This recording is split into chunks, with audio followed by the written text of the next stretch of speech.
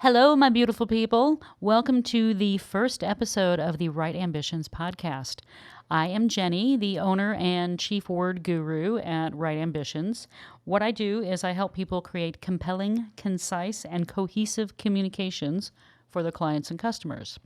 And yes, that was very alliterative. So, what I'd like to do in this podcast is talk to you about how those things come to be and how I help clients and how I can help you do some of those things. So I help people identify their audiences, their target audiences, and craft messages that will resonate with them. I help them create content, either the entire content or a content calendar of information and ways they can promote their business and get their message out on their various channels. I also edit and proof written and digital communications. So that's anything from web pages to brochures to blog posts to full-length books. And a key aspect of that is just making sure that everything looks right and looks presentable. Because to me, if I land on someone's website or I pick up a brochure flyer that they've created and there's a lot of misspellings or weird word phrasing or things like that, my initial thought is, did they really care enough to put this together for someone? So I think that having someone look over those pieces before they, go out the door is a crucial aspect of your business, and it helps project a positive image for not only your business, but to your customers that shows them that you care. So I help people with all types of writing and editing. And those are the types of things we're going to cover in this podcast episodes. So one of the things I do is editing. And there are a lot of different types of editing. And there's also proofreading. A lot of people think proofreading is editing and vice versa. And that's not the case. They are completely separate things. Well, okay, completely separate with some overlap. Okay, I'll give you that. So I do editing for both fiction and nonfiction novels, as well as editing for all of the other communications that I just mentioned. So for fiction and nonfiction, I provide a manuscript critique for people. What that does is assess the manuscript as a whole and looks at things that are going right with the manuscript and things that need more work with the manuscript. So at this point, it's not an edit. It's just a suggestion of where to go from here. So I do that for people. Then after that, there is what's called a developmental edit. So that can be done on both fiction and nonfiction. There's a little bit of differences because nonfiction, you don't have all of the same pieces to the manuscript that you would with a fiction novel. So there might not be all the plots and subplots and things like that. So with fiction and a developmental edit, what I try to do is look at the entire piece from a 30,000-foot view and provide guidance on how to make it sound structurally. So this looks at the plots and the subplots, making sure that they get resolved in a meaningful and satisfying way for the reader. Looks at your character development, making sure that they are created in a way that makes the reader either like or dislike them based on what you want that character to do in the book, and making sure that the character makes sense in the book. Like, what is their role? And are they fulfilling that role? And if there are extraneous characters, why are they there? Let's look at that.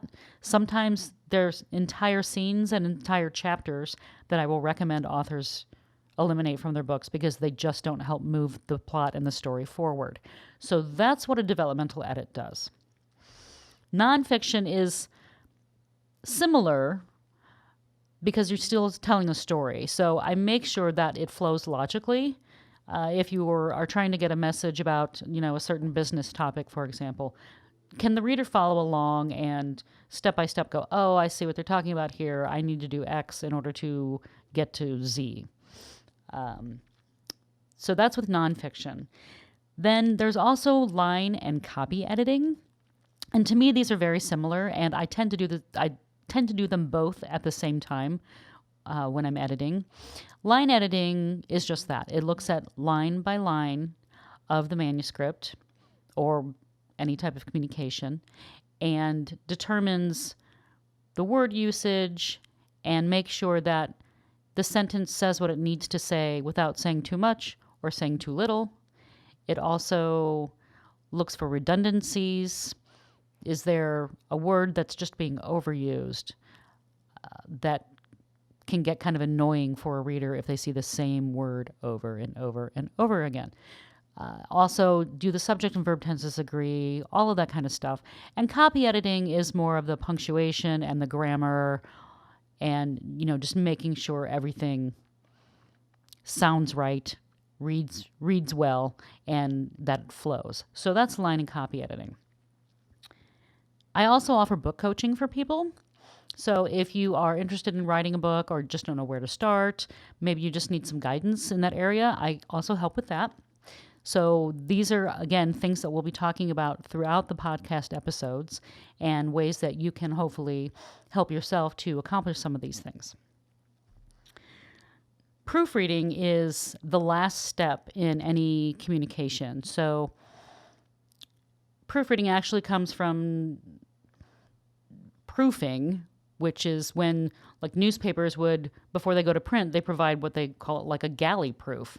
And it's kind of everything laid out in a proof so that they can then, print it off of the place later on. So it's a proof. So proofreading is at that step when everything has been done and laid out and formatted to check for any errors that may have been introduced during the editing process, because that can happen. Hey, we're human. And also, things can sometimes shift around when things get laid out and formatted. So, anything from like the page numbers, or for example, things like that. So proofreading is really like the last step before something gets published or sent out the door or, put up on the web. So there's a lot of similarity between editing and proofreading, but they are two different things. So one of the things I like to help people determine is what level of editing they need. And on my website, I break this information down a little bit further. So if you go to my website, writeambitions.com, you can get more information on the type of editing that you need, or maybe some other service that you might need. And if you have any questions about grammar usage, writing, editing, anything, feel free to go to my Facebook page, Write Ambitions, and ask a question on there, and I will be sure to answer it, both on the Facebook page and in a podcast episode. And then hopefully we will be able to get you on your path to clearer communications with your audiences. And I will see you next time for episode 2. Thanks so much for joining in. See you later.